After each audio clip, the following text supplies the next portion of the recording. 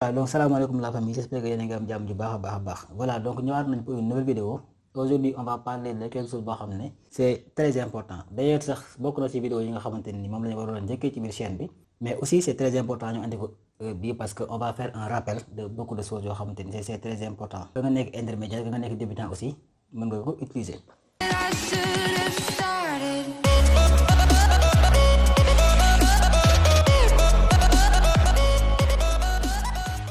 ma leen di fàttali aussi bu nekkee da ngeen di doog a dal ci vidéo bi n'oubliez pas ngeen abonné activer notification yi aussi bu nekkee lépp lu jëm ci wàllum crypto monnaie ak entrepreneuriat ak aussi investissement yitteel na la abonneel activer notification yi ndax fii duñ ci waxtaane lenn loo xamante ni jëmu ci loolu. Donc tey on va parler des erreurs à ne pas faire, à ne surtout pas faire dans le monde des crypto monnaies maanaam erreur yi nga xamante ni man peut-être je l'ai fait keneen ak keneen def na ko. Parce que am ñu woon quelqu'un boo xamante ni comme chaîne yi nga xamante ni ñoo ñuy expliquer naka la ñuy def ba mën a éviter erreur yooyu noonu. Voilà, donc tey on va parler erreur yooyu dañuy jël 5 yoo xamante ni jàpp naa ni c'est très important pour ñu waxtaan ci 5 erreurs à ne pas faire, à ne surtout pas faire ci le monde des crypto-monnaies boo nekkee débutant nga nekk aussi intermédiaire.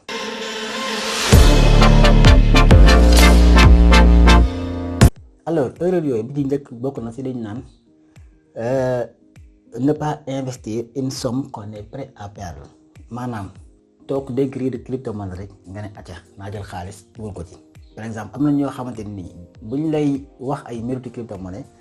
dañ lay jaay li nga xamante ni mooy naka nga ci mën a gañee xaalis ñu lay wax ay milliards ak ay millions ak yooyu nan la mën nga see gañee xaalis bu yomb ba am na si ñoo xamante ni dañuy def erreur bu mag bi weesul nga jël xaalis boo xamante ni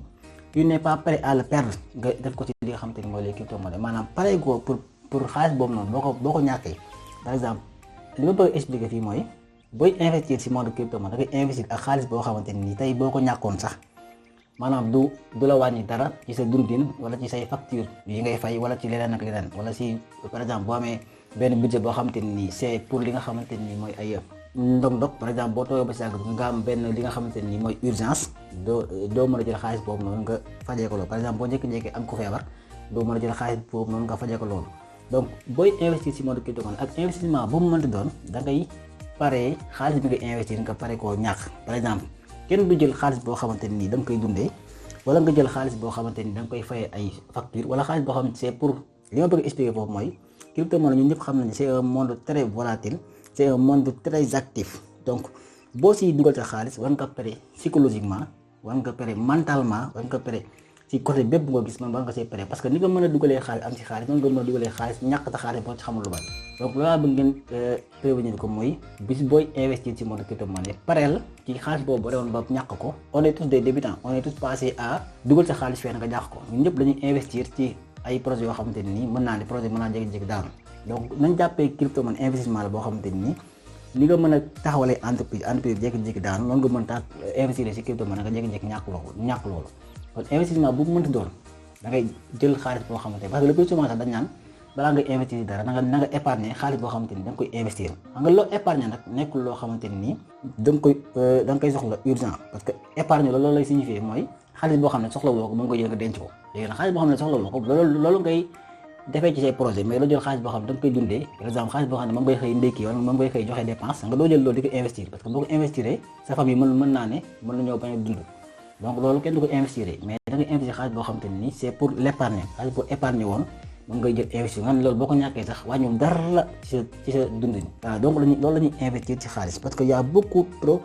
de gars yoo xamante ni bu lay jaay ay crypto-monnaie mbir ji dañ naan la carrément c'est une crypto-monnaie boo xamante ni boo dugal sa xaalis mu nga see am ay milliards mu nga see am nangam yow comme que tu es débutant te li ñëpp xam nañ ne képp kuñ ne boo dugalee 100 francs am 200 wala boo dugalee 100 francs am nangam en quelque temps tu vas dire que lii c'est rentable war naa si mën a dugal sama xaalis te or que moo tax le plus souvent nga dégg dañu naan dañ maa arnaqué fii dañ maa arnaqué fee fekk na ñoom ñoo comprendre le principe wala boog ki leen jaay crypto-monnaie moo leen expliquer le principe ni ñuy investir.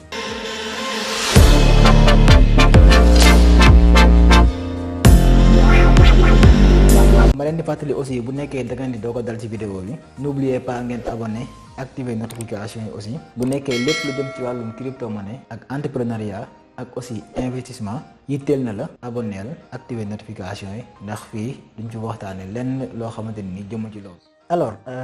perte xaalis ndax da ngaa investir loolu daanu loolu d'une part du xaw a metti quoi ci sa biir xol mais nag bu nekkee da ngaa investir sa xaalis ba pare à cause de benn négligence tax nga ñàkk sa xaalis loolu mooy gën a metti ci xol parce que da nga naan erreur bii si man la jógewul ci ñeneen foofu day gën a naqari sa xol ci loolu nag laay duggee ci li nga xamante ni mooy erreur numéro 2 bi nga xamante ni kenn waru ko def ci li nga xamante ni mooy monde crypto-monnaie bu nekkee débutant ak bu nekkee intermédiaire bi surtout aux débutants parce que le plus souvent je vois que ni débutants yi parfois dañuy ñëw am ay points yoo xam ne dañ koy bàyyi te points yooyu c'est très important alors erreur numéro 2 mu nekk négliger la sécurité de ces crypto-monnaies alors su ma nee négliger la sécurité de ces crypto-monnaies erreur bi may wax numéro 1 mooy li ñu naan seed phrase mooy boo tuddee compte ci li nga xamante ni mooy MetaMask Trust Wallet ak tout ak les applications décentralisées dañ lay jox li nga xamante ni mooy la phrase seed que ça soit muy 12 mots wala mu nekk 24 mots ces mots là faut jamais nga garder ko ci li nga xamante ni mooy ci ordinateur faut jamais nga def ko li nga xamante ni mooy nga garder ko sa biir téléphone faut jamais aussi nga garder ko ci lépp lu nga xamante ni day am internet da nga ko ciy dindi carrément da nga koy dugal ci li nga xamante ni c'est dafa rayé li nga xamante ni mooy monde internet doo ko photo par exemple nga jël sa portable photo ko garder ko sa biir cloud wala nga garder ko feneen ak feneen ak foo ko mënti garder yaa li nga xamante ni mooy les pirates yi nga xamante ni ñu ngi fi di la xaar parce que mën ngaa def benn erreur bu ndaw ñu pirater sa li nga xam ne mooy sa compte cloud wala ñu pirater li nga xam ne mooy sa Gmail wala sa Google Photo wala sa nangam sangam ñu récupérer say données yi nga xamante ni ñoo nekk ci biir téléphone bi ba utiliser ko récupérer sa xaalis donc j'ai vu pas mal de personnes yoo xamante ni erreur boobu lañ def mooy dañoo partager seen li nga xamante ni mooy seen 12 mots ak keneen kooku récupérer seen li nga xamante ni mooy seen crypto-monnaie donc faudra jamais ngeen def loolu conseil bi ñu leen jox ci côté boobu mooy d'abord bul nga ut sa benn petit carnet bu ndaw boo xamante ni si ngay bind sa li nga xamante ni mooy say 24 mots yi wala nga ut sa benn feuille nga bind ko si nga partager ko sur des points yoo xamante ni c'est des points de sécurité na nga ko sécuriser fu wóor a wóor même boo ko mënoon bañ a denc sa kër sax moo gën ba bañ ko denc sa kër denc ko feneen foo xamante ni c'est très important même les coffres aux banques c'est beaucoup plus sûr pour nga prévoir li nga xamante ni mooy erreur parce que mën na koo denc sa kër mu am benn sàcc boo dugg sàccaale loolu te du xam loolu lan la mu sàcc ko yóbbu ko même bu ne mën na pirate sax mën na am ku la xam ñëw dugg sa kër parce que je sais pas ba xam nga ci dara mooy Asher c'est un youtubeur boo xamante ni mu ngi ci net bi moom il fait partie des pionniers yi nga xamante ni mooy les crypto-monnaies moom aussi cambriolé woon nañ ko jamono ji dépassé mais moom aussi comme c'est un gars boo xam c'est calé sur les crypto-monnaies donc même boo dee këram cambriolé ko tamit aussi doo fekk loo xamante ni mën ngaa pirater ay comptes donc voilà dama bëgg ngeen jël même principe boobu noonu ngeen appliquer ko boo leen jëlee seen kii ngeen bind ko ci benn carnet de notes wala ngeen bind ko ci benn feuille na ngeen ko garder foo xamante ni nii danañ koy bind ci ay feuilles yu bari wala ci carnet yu bari ngeen dañ ko sur des points différents mais on sait jamais parce que boo ko dencee ci fenn foofu xëy yàqu wala foofu xëy lakk nangam mën ngaa perdre say crypto-monnaie parce que da ngay fàtte say 12 mots te bis boo fàttee 12 mots yi mënoo fexe ba ubbi ko je sais pas ba xam comprendre ngeen ma wala comprendre mais ça aussi c'est très important voilà muy ne jamais partager avec quelqu'un ak ku mënti doon bu ko jox say 12 mots c'est très important ne partagez jamais ça avec qui que ce soit boobu mooy li nga xamante ni mooy sécurité bi gën a am important muy les 12 ou bien les 24 mots yi nga xamante ne dañ la koy jox parce que yaa ngi dégg ne am na benn waay boo xam dafa amoon c'est pas 12 crypto xaw ma ñaata crypto mu fàtte fi mu dencoon mot de passe yooyu ba actuellement ni may wax ak yéen nii mënut a gis loolu te loolu c'est actuellement ni c'est des milliards et des milliards yoo xamante ni c'est des millions et des milliards yoo xamante ni mu ngi évaporer dans la nature ndax benn négligence bu ndaw parce que peut-être mën naa ne gëmul woon loolu gëmul woon ne crypto mën naa àgg tey jii ba 110 000 111 000 dollars. donc loolu aussi c'est très important mais aussi il y a aussi un autre point très important muy ci sécurité bi bu leen basé wu carrément ci li nga xamante ni mooy les xam nga dafa amoon lu ñu naan hot wallet ak les cold wallet donc mooy les portefeuilles froids et les portefeuilles chauds donc il faudra aussi acheter li nga xam ne moom la ñuy wax ay hardware wallet mooy les si possible nga acheter ko li nga xamante ni c'est dépourvu de li nga xamante ni mooy garder woo ko ci par exemple ci MetaMask wala garder woo ko fenn loolu c'est hors internet day mel ne benn clé boo xam te nga koy dugal ba dugalee clé bi di nga mën a def say tout ce qui est transaction ci crypto-monnaie mais boo ko génnewee rek kenn dootu am accès ci loolu donc c'est pas nag après na xam naa peut-être naa leen ko présenter une autre fois man leen benn hardware wallet comme ça ñu mën see waxtaan mën a expliquer leen tous les points yi nga xamante ni c'est très important loolu aussi c'est très important parce que kenn du ko mën a pirater loolu xanaa ñu sàcc ko def leen même bu ko sàccee sax pour ñu mën koo ubbi problème lay doon parce que xamuñu mot de passe xamuñu nangam donc c'est très important. Voilà, aussi il faut aussi ngeen méfier wu ci les liens yi nga xamante ni dañu koy envoyer par mail. Ces liens là faudra ngeen prêter attention bu baax a baax surtout les plateformes centralisées comme Binance ak yooyu noonu dañuy jékki di la envoyer ay email. Donc gars yi dañuy profité wàll ci loolu envoyé wala email boo xam ni c'est un email li ñuy wax phishing. Donc email boobu ñu ko envoyé yow te boo duggee ci email day gis ne exactement comme site Binance lay doon textuellement lépp design beeg lépp or que c'est un site fake gis boo fa duggee dañuy tourner sa crypto-monnaie yëpp récupérer ko parfois sax dañ lay envoyé naan la ay gañ nga fi xaalis am nga fi lii yow nag boo toppee offre yi topp li nga xamante ni mooy bëggum xaalis ki mën ngaa dugg ba ñàkk ci sa xaalis donc ba ñàkk say crypto-monnaie lépp parce que gars yi dañ day pirater ci loo xamante ni moo gën a yomb donc si ñoom parce que dañuy envoyé rek nga dugg bind sa mot de passe ñu saisir lépp ñu récupérer lépp dem après ñoom dugg ci site officiel bi envoyé sa crypto-monnaie lépp donc voilà. beneen bi mooy il faut aussi ngeen def sécurité benn bi xam naa defoon naa ko sax muy le 2FA mooy le 2 factor identification boo nekkee da ngaa nekk ci muy jërën si ay Metamask ak yëpp ak aussi mu nekk ci li nga xamante ni mooy les plateformes centralisées comme Binance Gate.io Coinbase L-Bank nangam sangam yooyu aussi il faudra ngeen def li nga xamante ni mooy le 2FA le 2 factor identification loolu nga mën nga ko di valider par message wala nga valider ko par email wala Google authenticateur ou bien Binance sax am na benn bu ñuy wax Binance authentification. Voilà donc xam naa def naa benn vidéo boo xamante ni nii moo ko ci chaîne bi ma wala leen ni ñuy defee li nga xam ne moom ngay defee le 2FA donc def naa ko ci li nga xamante ni moo ci chaîne bi xam naa vidéo bi yàgg la mais c'est le même principe ba léegi nii mën ngeen ko utiliser pour def li nga xamante ni mooy seen 2FA c'est très important loolu noonu c'est très important.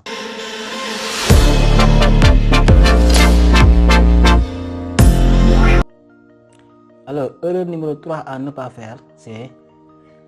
de garder li nga xamante ni mooy say crypto-monnaie si li ñuy wax des points de vulnérabilité. C'est très important, c'est des points de vulnérabilité parce que à chaque fois je vous dis les exchanges centralisés, les pools de liquidité, les builds, tout ça là c'est des points de vulnérabilité boo leen fa bàyyee seen crypto-monnaie. Bien vrai que sax Binance am na sécurité, les pools de liquidité peut-être am na sécurité nangam sangam. Mais c'est très important ngeen di veiller ci loolu parce que bis boo leen bàyyee seen quasi totalité seen crypto-monnaie ci ay points de vulnérabilité yu mel ne ay exchange centralisé di yu mel ne Binance parce que gis ngeen ko comme FTX gars yi fa bàyyi woon seen xaalis yëpp vous avez vu ils ont tous perdu seen xaalis parce que mën ngaa dugal xaalis sa benn plateforme centralisée mais day mel ne yow moomu xaalis parce que comme tant kii rek nga jël xaalis léegi da nga fay déposer mais ñoom dañ jël xaalis bi lebal ko keneen. léegi nag banque boobu bu jékki-jékki daanu yow sa xaalis da nga koy ñàkk amul sax xalaat ndax ñoom duñ la kenn du la verser kenn du la remboursé bu nekkee aussi c'est le même principe tamit bu nekkee da ngaa dugg sa xaalis sur des points de vulnérabilité yu mel ne ay les échanges centralisés yu mel ne Binance Gate.io nga def fa say quasi totalité li nga xamante ni mooy say crypto-monnaie heure bu ñu jékki-jékki def benn erreur bu bett comme ni ko koy defee woon te propriétaire Binance def les mêmes erreurs aussi tu vas perdre ton argent. te ñoom xaalis bi yow yaa leen jox les clés privées donc mu ngi mel nag jël sa xaalis dem ba si kenn da nga ne ko am déel ma mais xaalis boobu moom mën na ko jël daan ne xaaral ma dem investir ko feneen pour mën ci am xaalis balaa kii bi ñëw ma mën ko jox delloo xaalis am fa mu jël ko investir ko feneen ñàkk xaalis bi donc c'est le même principe. Voilà donc aussi les pools de liquidité aussi en fait xam naa si ñëw gën ñu ko yaatal mais pool de liquidité c'est juste que par exemple sur les exchanges centralisés même sur les exchanges centralisés donc il y a des pools de liquidité par exemple boo jëloon sa xaalis nga investir ci benn pour nga mettre liquidité si benn paire de crypto-monnaie par exemple nga def liquidité si ma koy waxee si BTC USDT nga investir foofu noonu nga les frais de transaction ak tout ça là dañ la koy reverser donc yow foofu ngay gagner xaalis quoi ci côté boobu noonu. léegi nag bu nekkee smart contract mooy contrat intelligent bi nga xam dafa nekk ci biir moo tënk boobu pool de liquidité bu nekkee dafa am benn faille bu ndaw bu ci am nu ñu koy wax sax les pirates mën nañ ko exploiter ba dugg foofu noonu récupérer say crypto-monnaie. Donc les pools de liquidité c'est sécurisé à 99,9% mais il y a un tout petit point de vulnérabilité bu fa nekk donc faudra ngeen veiller ci loolu. Ak aussi les bridges aussi c'est la même chose même principe et tout ça là donc faudra prêter attention ci loolu noonu. Faut jamais au plus grand jamais laisser la quasi-totalité de vos crypto-monnaies sur les points de vulnérabilité. Donc ma waxaat leen ko beneen yoon muy les exchanges centralisés ak aussi les pools de liquidité ak aussi les bridges ak et cetera. Donc la liste elle est longue. xam naa si gën a ñëw ak beneen vidéo gën leen expliquer voilà tout ce qui est point de vulnérabilité nga mën ko comprendre.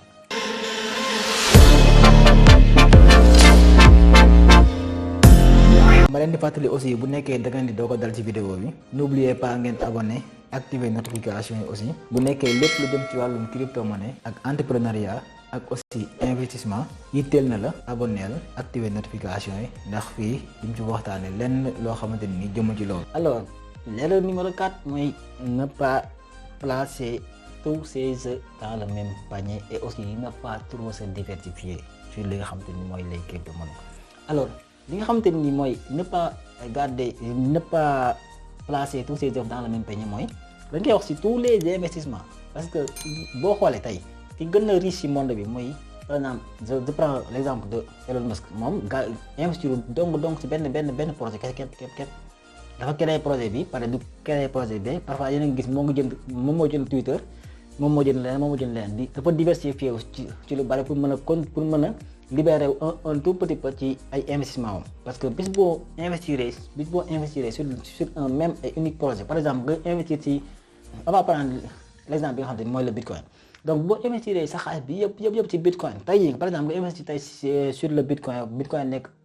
à $110,000 nga investir ci contrôler woo te li nga xam ne mooy say investissement bitcoin mu jékki-jékki comme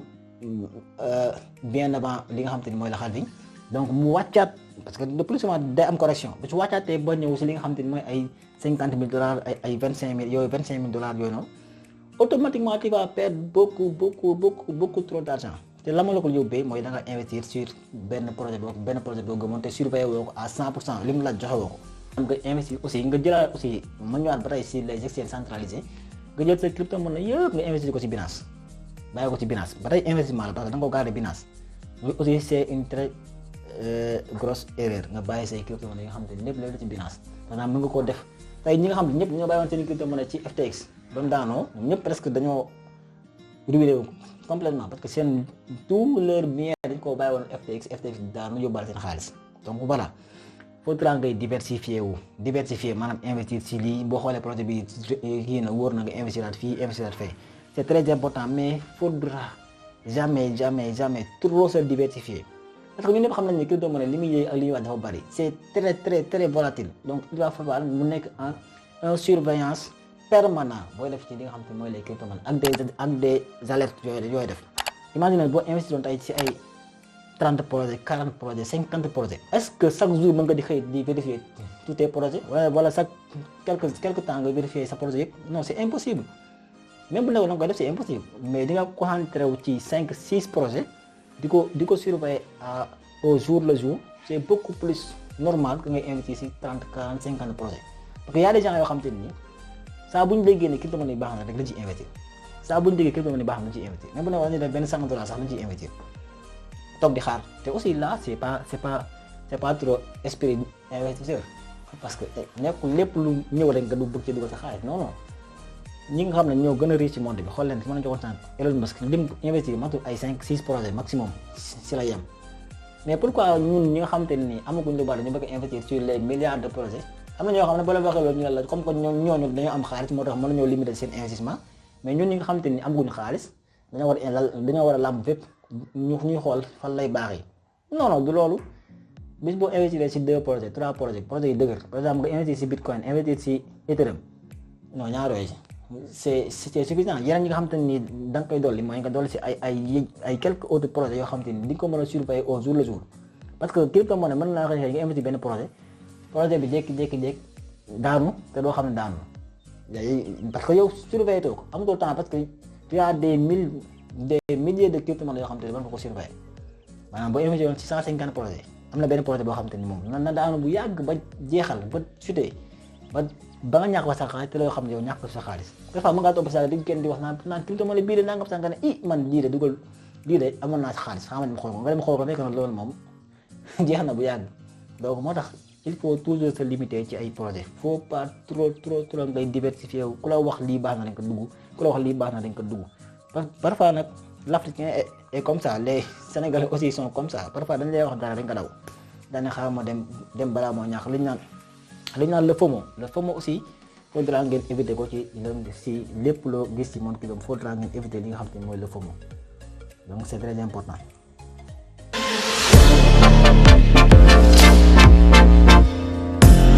ma leen di fàttali aussi bu nekkee da ngeen di doog a dal ci vidéo bi n'oubliez pas ngeen abonné activer notification yi aussi bu nekkee lépp lu jëm ci wàllum crypto-monnaie ak entrepreneuriat ak aussi investissement yitteel na la abonneel activer notification yi ndax fii duñ ci waxtaane lenn loo xamante ni jëmu ci loolu. Alors beneen bi soog muy 5e et dernière erreur boo xamante ni ñu bari dañ koy def mooy ne pas respecter leur ñu koy wax sax leur objectif et leur li nga xamante ni mooy seen principe d'investissement. Il y a beaucoup trop de gens yoo xamante ni ils sont trop émotifs muy ci crypto-monnaie muy sur le trading aussi le trading le plus souvent dañ naan la faut la psychologie du trader, donc le plus souvent dañ naan la il faut respecter son plan de trading, mais aussi fii tamit aussi c'est la même chose, il faut respecter son plan d'investissement parce que je ne peux pas comprendre que yow nga investir ci benn projet tey pour un projet A, quelqu'un jóge fa nga gis un projet B, projet boobu moo ngi xaw a dox tuuti rek yow nga abandonné projet A jubali projet B, mais va-et-vient boobu ngay def mën ngaa gis ne projet A bi dem na ba from projet B bi par exemple boo génnoon tey projet A ndax lenn lu la nit wax maanaam yow tu es trop émotif dañ naan la lii baax na nga gis ne gars yaa ngi taw di investi foofu rek yow nga bàyyi sa projet dem projet beneen, mais vraiment sa projet mën naa jékki-jékki daal def la boom explosé te yow